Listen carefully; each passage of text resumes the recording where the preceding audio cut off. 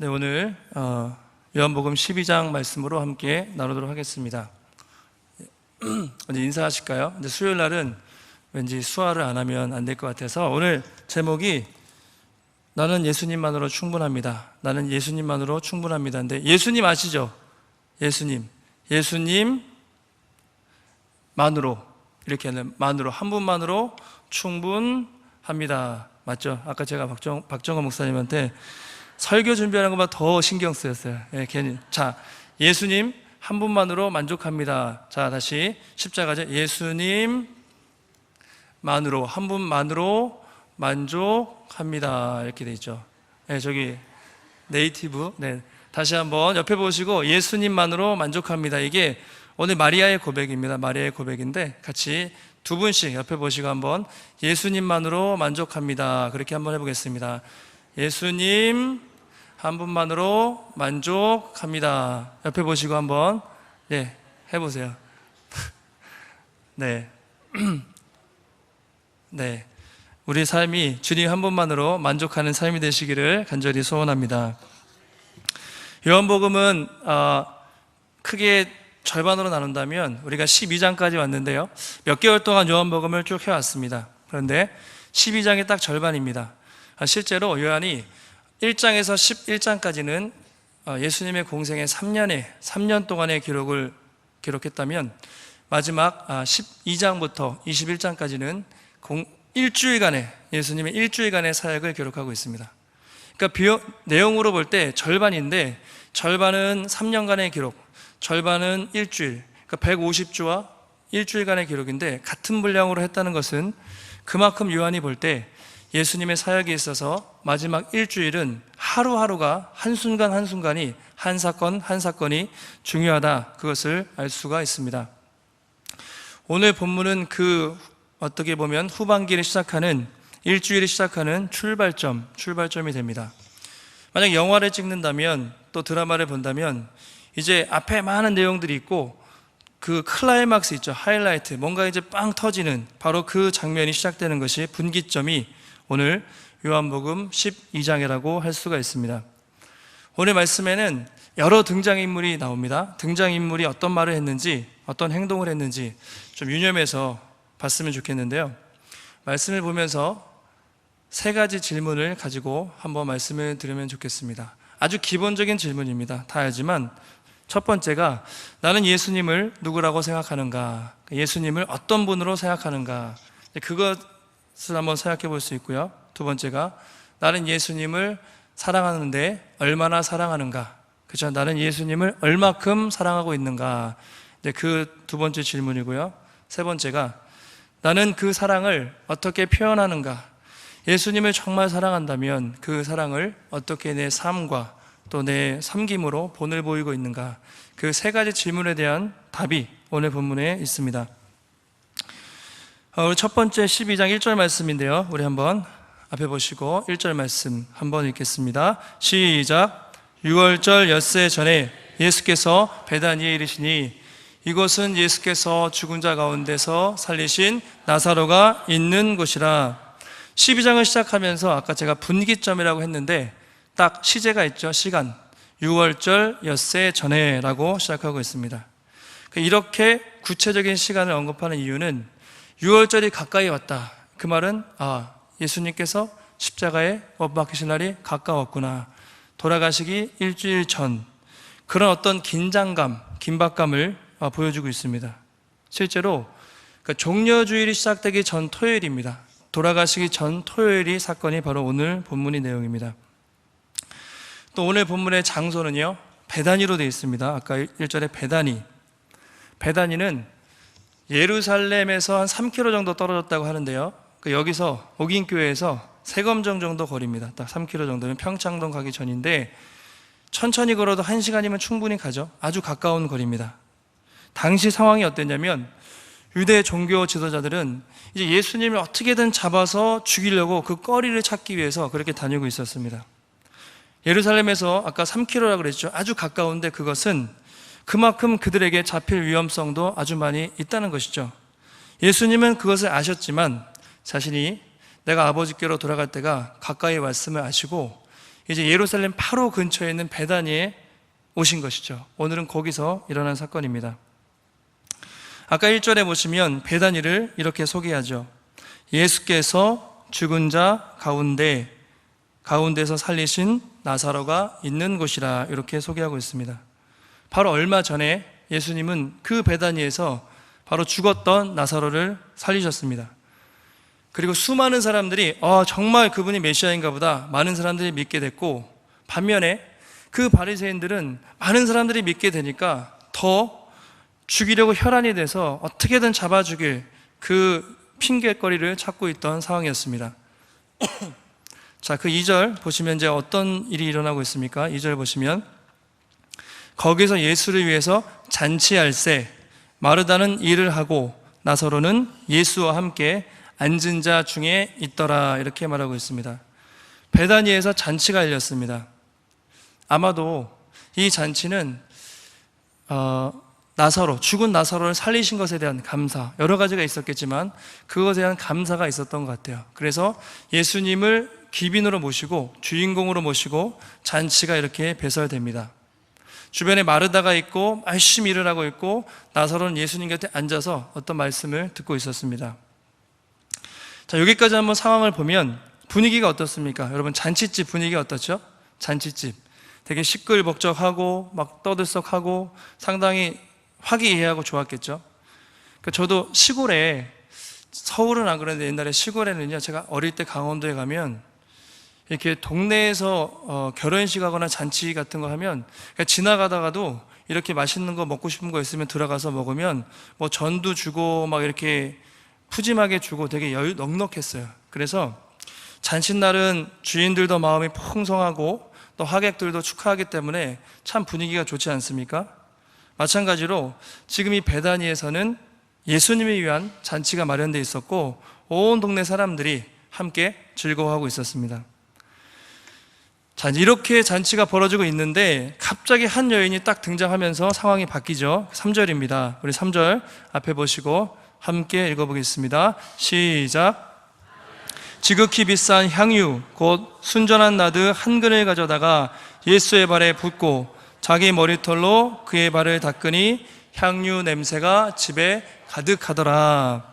잔치가 한참인데 갑자기 어떤 여인이 들어와서 향유를 예수님께 막 붓고 있습니다. 자, 3절 자세히 보시면 지극히 비싼 향유, 즉 순전한 나드 한 근, 이렇게 기록하고 있습니다. 마가복음에, 마태복음도 동일한 사건이 있는데요, 순전한 나드 한 옥합이라고도 번역을 할 수가 있습니다. 당시 이 향유는 인도나 히말라야에서 나는 아주 진귀한 것이었는데 평소에 쓸 수 없는 거예요. 그래서 아주 귀부인들이 향유를 크게 두 가지로 썼다고 합니다. 첫 번째가 아주 부자들이 머리에, 여인들이 머리를 감을 때 미용적인 차원에서 비싼 향유를 그렇게 해서 머리를 감을 때 쓰기도 했고요. 또 한 가지는 사람이 죽었을 때, 장례를 할 때 그 향유를 발랐습니다. 그럴 때 사용되는 향품인데 오늘 한 근이라고 되어 있죠. 한 근, 순전한 나드 한 근. 이 말 헬라어 리트란이라고 되어 있는데 한 근, 지금 우리나라의 단위로 하면 360ml 정도 된다고 합니다. 360ml. 200ml 우유가 2개보다 조금 안 되는데 이거보다는 좀 클 것 같아요. 이거보다 좀 큰 통에 들어있는 이 옥합을 갑자기 여인이 예수님께 탁 붓는 장면이 생긴 것이죠. 한번 상상을 해보시기 바랍니다.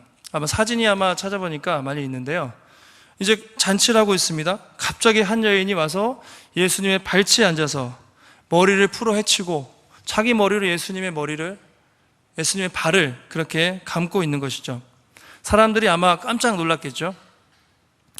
이 여인의 행동은요, 일반적인 행동이 아닙니다. 아주 파격적인 행동입니다. 왜냐하면 남자들만 앉아있는데 여성이 갑자기 껴서 발치에 앉는 것도 되게 실례기도 하지만 자기 머리를 풀어 헤쳤잖아요. 그렇죠? 머리를 풀어서 여성이 남자의 발을 닦는 것은 상당히 수치스러운 일이었습니다.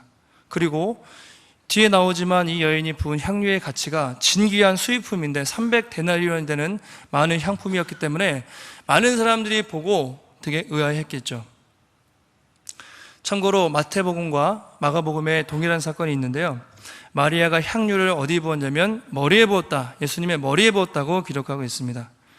그러면 서로 모순되지 않는가? 서로 틀리지 않는가? 그럴 수 있는데 쉽게 생각하면 아마 머리에 처음에 부었던 것 같아요. 머리에 부었는데 그 향유가 내려와서 흘러서 예수님의 발치까지 그렇게 풍성하게 내려왔고, 마태와 마가는 머리에 집중을 했고 요한은 발에 집중을 하고 있습니다.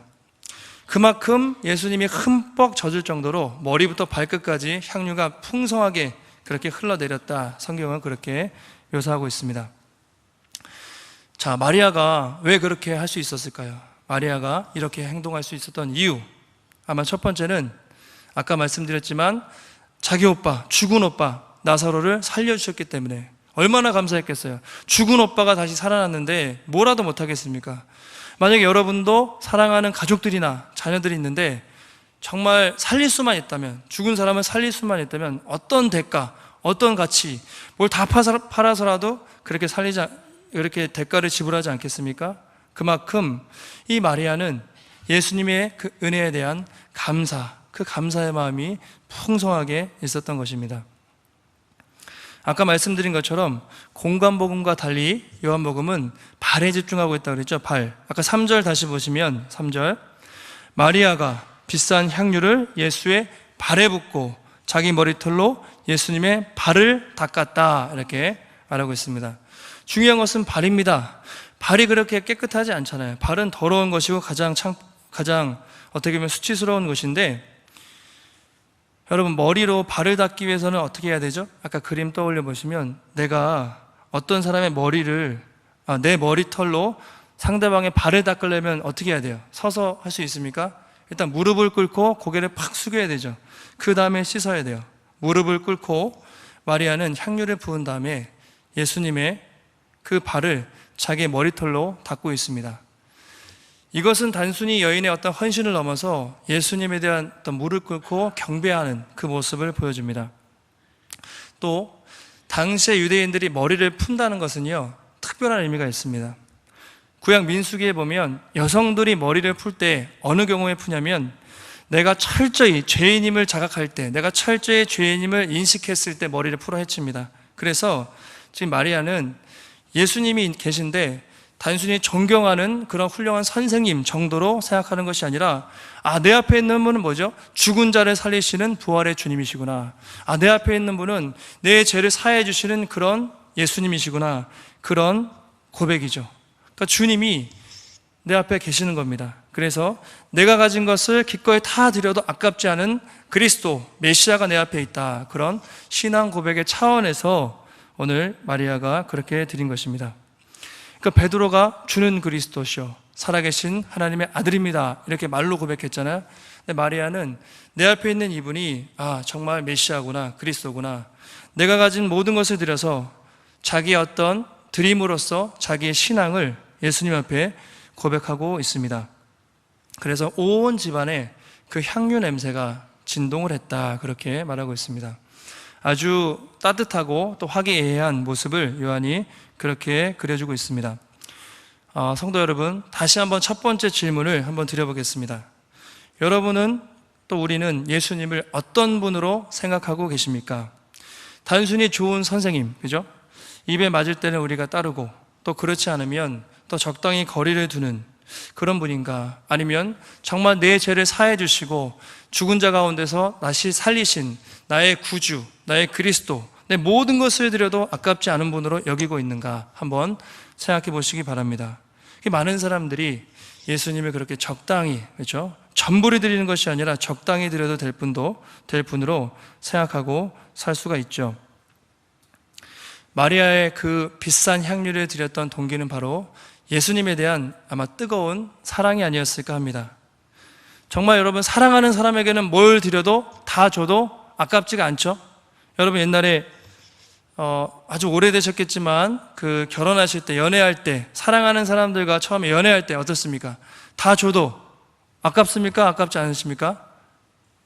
너무 오래돼서 기억이 안 나시는 것 같은데 옛날에 생각해 보세요. 아니면 사랑할 때, 우리 사랑하는 사람들 정말 저도 연애할 때 내가 갖고 있는 거, 내 시간, 내 물질 그냥 다 줘도 아깝지 않아요. 사랑하면.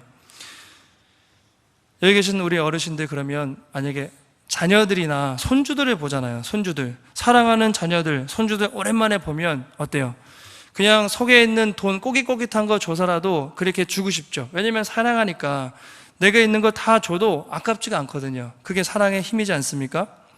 바로 마리아도 아마 예수님을 그렇게 사랑했던 것 같습니다. 나를 구원하기 위해서 정말 이렇게 오신 분, 그리고 나의 오빠를 정말 구원해 주신 부활의 주님, 아마 그 주님에 대한 그 뜨거운 사랑과 그 존경의 마음이 있었기 때문에 마리아는 아마 어떤 것을 드려도 아깝지 않았던 것 같습니다. 사랑하는 성도 여러분, 우리의 삶도 마리아처럼 주님을 더욱더 뜨겁게 사랑하며 또 우리의 삶이 향기로운 제물로 드려지기를 예수님의 이름으로 축원합니다. 자, 여기까지 마리아가 이야기인데 분위기가 갑자기 바뀝니다. 갑자기 어떤 사람이 탁 말을 하는데 확 찬물을 끼얹어요. 제자 중에 한 명이었던 가룟 유다가 말을 합니다. 12장 5절 말씀인데요, 한번 읽어보시고 함께 읽겠습니다. 시작. 이 향유를 어찌하여 300데나리온에 팔아 가난한 자들에게 주지 아니하였느냐 하니, 이 향유 이렇게 비싼 거를 왜 팔아서 가난한 자들에게 안 줬냐, 그렇게 책망을 합니다. 지금 요한은 그 향유의 가치를 300데나리온이다. 데나리온 아시죠? 한 데나리온은 당시에 노동자 하루 품삯 300데나리온이니까 300일 일한 것인데 보통 1년 연봉으로 잡고 한 1, 2천, 몇 천만 원, 길게는 3천만 원 정도 되는 수천만 원 되는 가치가 있는 그런 비싼 금액이었습니다. 웬만하면 지금 자동차도 한 대 살 수 있고요. 당시의 여성들은 결혼 지참금으로 평생 그것을 향유를 준비했어요. 그래가지고 결혼할 때, 시집갈 때 그 향유를 딱 들고 갔는데 오늘 마리아는 그 평생 모았던 그 결혼 지참금, 그 소중한 그 향유를 한 번에 예수님께 쏟아 부은 것이죠. 이해가 안 될 만하죠. 마태복음에서는 이렇게 말합니다. 동일한 사건을 제자들이 보고 분개하여 이르되 무슨 의도로 그것을 허비하느냐, 이렇게 말해요. 여기는 가룟 유다만 얘기했다고 그러는데 다른 제자들도 동일했습니다. 다 어떻게 했냐면 분개했어요. 화를 냈어요. 그러면서 왜 이 비싼 것을 쓸데없는 데다가 허비하느냐, 낭비하느냐, 아주 마리아에 무안해 주면서 책망을 하고 있습니다. 아니, 그 정도 돈이면 가난한 사람들 수도 없이 먹일 텐데 지금 왜 그거 낭비를 하냐. 또 마음속으로 예수님에 대해서도 원망이 있었을 수 있습니다. 예수님, 아니 마리아가 향유 부으면 아니 됐어, 가난한 사람들 나눠줘, 그러면 되는데 그냥 붓는 걸 가만히 지켜보고 계셨잖아요. 그러니까 예수님에 대해서도 어떻게 보면 좀 불만이 있었던 것 같아요. 그런데 오늘 6절을 보시면 사도 요한이 가룟 유다의 말에 대해서 이렇게 평가를 하죠. 이렇게 말함은 가난한 자들을 생각함이 아니요 그는 도둑이라 돈깨를 맞고 거기 넣는 것을 훔쳐 가밀어라, 이렇게 말하고 있습니다. 정말 가난한 사람을 생각해서 그런 것이 아니라 그는 도둑이에요. 12제자 중에서 회개의 일을 맡았습니다. 유다의 관심은 늘 어떻게 하면 내가 제자를 예수님 곁을 따라다니면서 수많은 돈을 내 주머니에 채워서 횡령을 해서 내 지갑을 불릴 것인가, 여기에 관심이 많았습니다. 겉으로는 가난한 사람을 위하는 것 같았지만 속으로는 자신의 탐욕, 자신의 그 주머니를 채우기 위한 그 위선적인 모습을 오늘 요한이 그렇게 고발하고 있죠. 오늘 보시면, 여기까지 보시면 요한이 두 사람을 대조하고 있습니다. 자기의 모든 것을 그렇게 드렸던 마리아와 그것을 가치 없는 것, 허비한다고 말하고 있는 가룟 유다. 성경의 질문은 이것입니다. 누가 예수님의 참 제자인가? 누가 예수님의 참 제자인가? 여러분, 유다가 참 제자입니까? 마리아가 참 제자입니까? 한번 생각해 보세요. 그죠? 유다는 3년 동안 예수님과 동고동락했던 12제자 중에 한 사람입니다. 그죠? 그러나 오늘 성경은 그를 제자라고 하지 않고 도둑놈이다. 외형적으로는 제자였지만 속으로 자기 주머니를 채우기 위해서라면 언제든지 예수님을 팔아먹을 준비가 되어 있는 사람, 도둑놈이었죠. 그 사람을 바로 가룟 유다.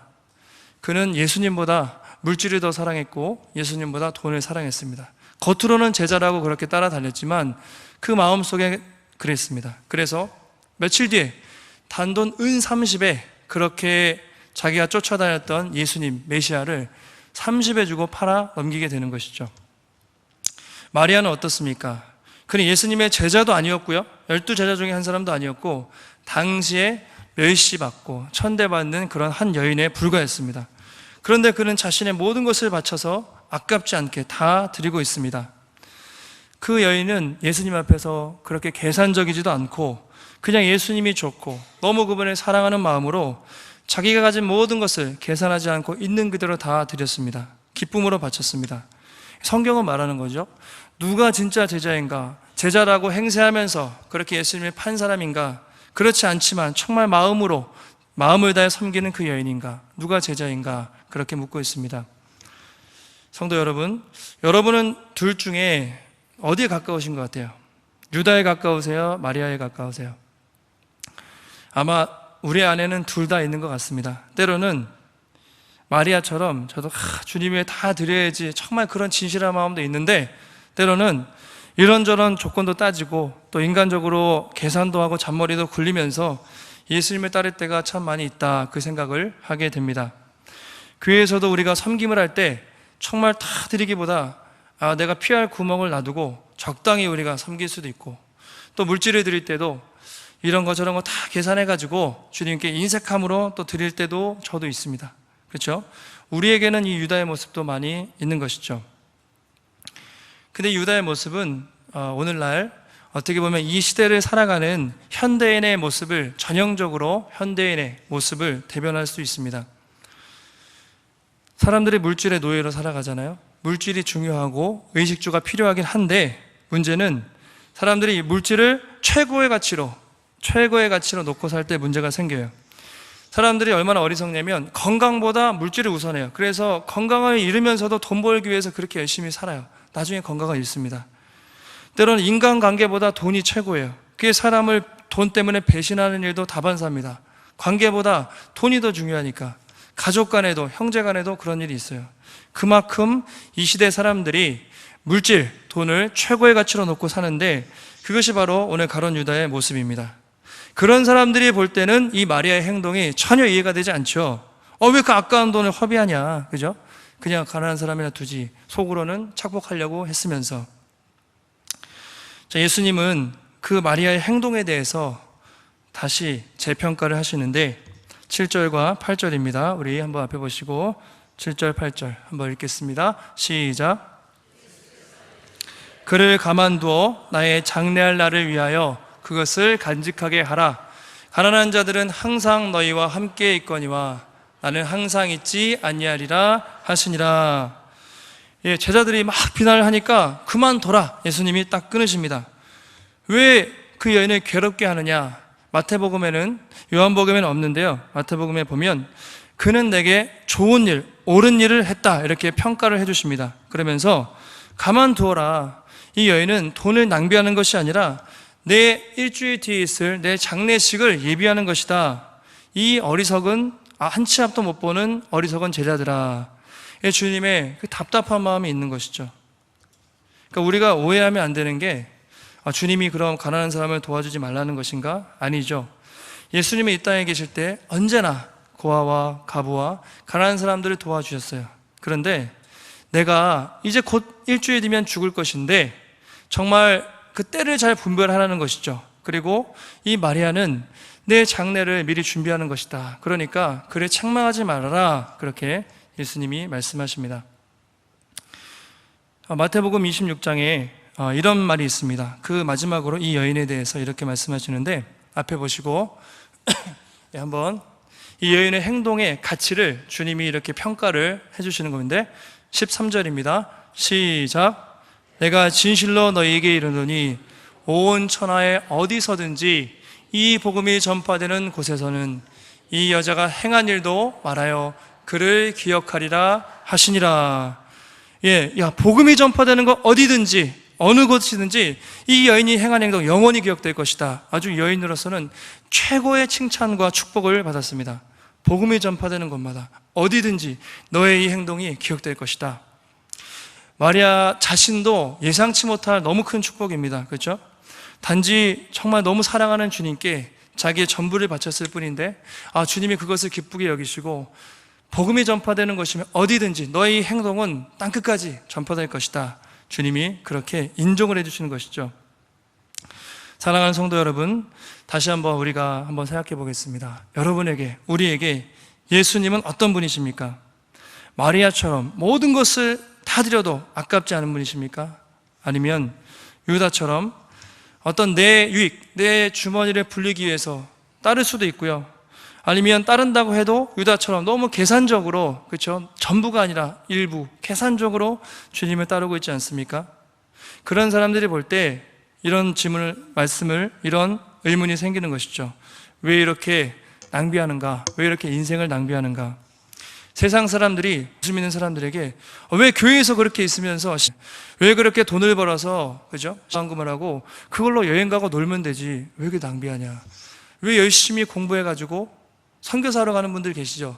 왜 그 좋은 학벌 가지고 그 남들 사람도 없는 곳에서 인생을 낭비하냐? 그런 얘기들을 할 수가 있는 것이죠. 그들은 이해할 수 없습니다. 마지막으로 한 가지 예를 들고 마치겠습니다. 우리가 다 아는 짐 엘리엇이라는 선교사 이야기를 잘 아실 것입니다. 1956년에 미국을 아주 깜짝 발칵 뒤집었던 사건이죠. 미국의 아주 명문 휘튼 대학에 그것도 최고의 수석으로 졸업한 엘리엇과 몇 명의 사람들이 그렇게 아우카 부족, 남미에 있는 아우카 부족에게 선교를 가죠. 비행기에 내려서 복음을 전하러 갔는데 복음을 전하지도 못하고, 그죠? 물론 총이 있었습니다. 그런데 죽이지 않고 그들이 던진 창에 맞아서 다 순교했죠. 그것이 바로 보도가 됐습니다. 언론에서 이렇게, 미국의 타임즈에서 이렇게 기사를 썼죠. 제목이 이 무슨 낭비인가, 이 무슨 낭비인가 라는 제목으로 기사를 썼습니다. 그 장래가 촉망한, 전도 유망한 젊은이들이 그 위험한 지역에 그 좋은 학벌, 그죠? 세상에서 잘 살 수 있는데 왜 인생을 낭비하냐, 그렇게 썼습니다. 그리고 그것은 국가적으로 볼 때 쓸데없는 낭비였다, 이렇게 평가를 한 것입니다. 그리고 언론들이 찾아가서 순교했던 그 부인들의, 사모님들한테 가서 다시 인터뷰를 하죠. 왜 당신의 남편들은 그렇게 인생을 쓸데없이 낭비했습니까? 허비했습니까? 그러자 그 엘리엇의 아내가 정색을 하면서 이렇게 반박을 했습니다. 아니, 낭비라니요. 내 남편은 바로 어린 시절부터 그 순간을 위해서 준비한 사람입니다. 잃어버린 한 영혼에게 복음을 전하기 위해서 일평생 준비했고 그렇게 살다가 하나님께 부르심을 받아 갔습니다. 절대로 앞으로 내 남편의 죽음을 낭비라고 하지 마십시오. 그렇게 단호하게 얘기했다고 합니다. 그리고 그가 쓴 일기장, 그 내용을 우리가 잘 알고 있죠. 그가 쓴 일기장에는 이런 글이 발견되어 있었습니다. 그 위에 영원하지 못하는 것을 버리는 사람을 어리석다고 하지 마십시오. 저는 오래 살기를 원하지 않습니다. 오직 주님만을 위해 풍성한 삶을 살게 말하는 것이죠. 영원한 것을 위해 영원하지 못한 이 땅의 것을 잠깐 포기하는 사람, 어리석은 사람이 하는 것보다 주님을 위해 풍성한 삶을 살기 원합니다. 그런 일기를 썼고 그의 말처럼 그는 그렇게 간 것이죠. 그리고 누구도 그의 인생을 낭비다, 어리석다라고 말할 수가 없는 것입니다. 성도 여러분, 영원한 것을 위해서, 그리고 하나님 나라를 위해서 우리 이 땅에 잠깐을 포기하는 것은 결코 어리석은 것이 아닙니다. 비록 사람들이 어리석다고 말할지언정 결코 그렇지가 않습니다. 주님이 먼저 우리에게 그 어리석은 사랑을 보여주셨죠. 창조주 하나님이, 그죠? 피조물인 인간을 위해서 죽으신 것은 가장 어리석은 행위고 그것을 미련하다고 십자가 표현하고 있습니다. 어떻게 보면 십자가는 그 무엇으로도 표현할 수 없는 사랑의 낭비입니다. 사랑의 낭비, 그죠? 어떻게 창조주 하나님이 피조물을 위해서 왜 죽습니까? 쓸데없이 낭비한 것이죠. 세상적인 관점에서. 그러나 우리는 그 사랑 때문에, 그 사랑의 낭비 때문에 구원을 받았고 하나님의 자녀가 됐습니다. 여러분, 사랑에는 낭비가 없습니다. 그래서 우리도 주님의 그 사랑을 받았고 주님께 그것을 드리는 것은 결코 낭비가 아닌 것이죠. 고린도전서 15장 58절 마지막으로 읽고 마치겠습니다. 한 목소리로 읽겠습니다. 시작. 사랑하는 형제들아, 견실하며 흔들리지 말고 항상 주의 일에 더욱 힘쓰는 자들이 되라. 이는 너희의 수고가 주 안에서 헛되지 않은 줄 알미라. 그렇습니다. 우리가 주 앞에 드리는 것이 주 안에서 헛되지 않고 주님이 그 작은 것까지도 다 기억하신다고 분명히 약속하셨습니다. 날마다 마리아처럼 받은 사랑과 그 은혜에 감사하며 내가 할 수 있는 그 역할, 내가 할 수 있는 것 안에서 아낌없이 주님께 드리는 복된 인생이 되시기를 예수님의 이름으로 축원합니다. 우리 한번 1분만 기도하겠습니다. 말씀 가지고 기도하실 때 하나님, 우리에게 크신 사랑을 베풀어 주셨는데 주님, 날마다 저 마리아처럼 내가 할 수 있는 것 아낌없이 주님께 드리는 삶이 되게 하시고, 또 하나님 그 희생과 섬김을 통해서 또 주의 나라가 확장되는 복된 인생 될 수 있게 달라고 우리 말씀 기억하면서 잠시 1분만 통성으로 기도하겠습니다.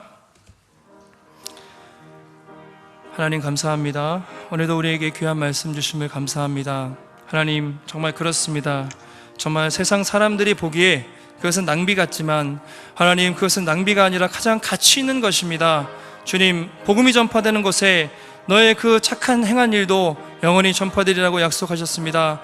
주님, 앞에 아까워하지 않게 하시고 우리의 삶과 우리의 물질과 내 건강과 시간을 아낌없이 드릴 수 있는 우리의 삶이 되기를 원합니다. 받은 사랑과 그 받은 은혜에 감사하며 인색하지 않고 내가 할 수 있는 것 가운데 주를 위해 기쁨으로 아낌없이 드리는 삶이 되게 하시고, 우리가 그렇게 드려질 때 우리를 통해서 더 많은 사람들이 주님께로 돌아오는 축복의 통로가 될 수 있도록 도와주시옵소서. 날마다 십자가 사랑으로 우리에게 아낌없는 사랑을 부어주신 주님의 그 사랑을 기억하며 우리 또한 그 사랑을 증거하는 복된 인생이 될 수 있기를 원합니다. 주님, 물질로 또 하나님 우리의 섬김으로 하나님 기도함으로 내게 주신 그 시간과 재능과 달란트를 통해서 주님을 섬겨갈 때 주의 나라 더욱더 확장되게 하시고 우리의 모든 수고가 주 안에서 헛되지 않고 마지막 때 주님이 인정해 주시고 주님이 칭찬하실 그날을 바라보며 믿음으로 살아갈 수 있는 복된 성도들이 될 수 있도록 주님 축복하여 주시옵소서. 우리 주님께서 가르쳐 주신 기도로 수요예배를 마치겠습니다.